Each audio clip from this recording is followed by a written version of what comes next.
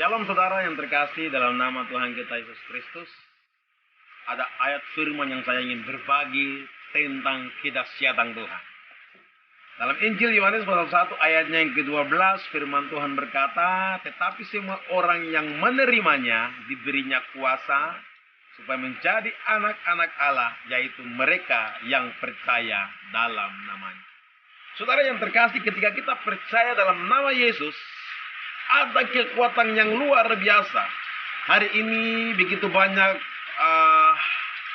teman-teman yang diberikan kepercayaan untuk menjadi seorang pelayan dari Tuhan.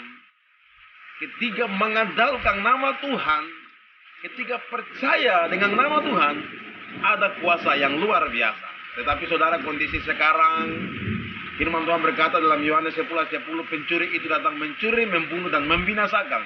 Itulah sebabnya akhir-akhir ini ada banyak orang tidak mempunyai penguasaan diri. Satu, ketika Tuhan mau mengangkat saudara lewat namanya yang penuh dengan kuasa, saudara dengan saya harus merendahkan diri. Begitu banyak hal-hal yang terjadi di media sosial, bagaimana seorang teman hamba Tuhan menjatuhkan hamba Tuhan yang lain, masalah pelayanan. Tetapi ketika kita percaya dengan nama Tuhan yang penuh dengan kuasa, kita hanya fokus pada satu tujuan. Tidak boleh menjatuhkan teman yang ini. Katakan bahwa dia seperti begini, dia seperti begini, pelayanannya begini. Tidak.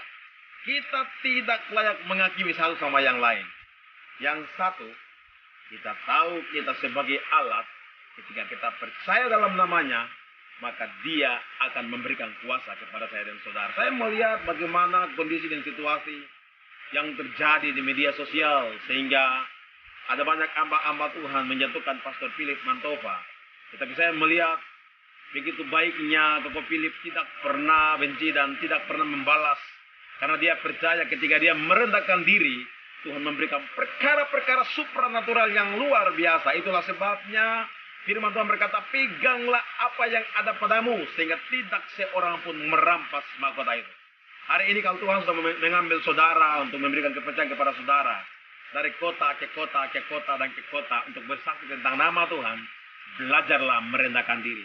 Sehingga saudara bisa diberikan hikmat yang luar biasa, dan diberikan urapan yang luar biasa. Karena apa? Ada banyak orang berkata firman, ada banyak orang hebat dengan pikiran teologianya hebat sekali. Tetapi ketika dia melayani, tidak ada urapan. Itulah sebabnya hari ini merendahkan diri dan percaya nama Yesus penuh dengan kuasa. Cuma satu, ketika merendahkan diri, ada urapan yang Tuhan berikan kepada kita. Sebagai orang-orang percaya, mari kita bergandengan tangan untuk memajukan pelayanan di Indonesia ini. Sehingga nama Tuhan disebarluaskan dan nama Tuhan dipermuliakan di pelosok pegunungan, pesisir, dan di mana saja ketika kita bersaksi tentang nama Tuhan. Hari ini saya mau sampaikan, mewakili setiap para generasi muda, salam hormat, tetap merendahkan diri dan tetap berkarya dengan apa yang Tuhan berikan, sehingga kita menjadi saksi bagi bangsa-bangsa dan nama Tuhan dipermuliakan. Yang intinya, bagaimana kita bisa bersaksi tentang kebaikan Tuhan? Karena apa, saudara? Kita sebagai pelayan Tuhan, sebagai hamba-hamba Tuhan, ada satu hayat yang membuat sampai saat ini saya berpikir sejauh mana pikiran saya untuk mengerjakan tentang bagian keselamatan hidup kekal. Karena dalam Korintus, firman Tuhan berkata dalam kitab Korintus pasal 9 ayatnya yang ke-27,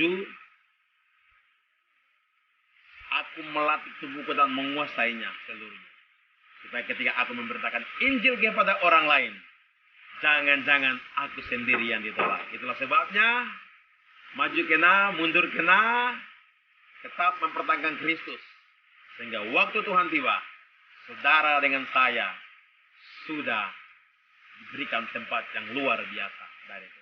Shalom, Tuhan memberkati.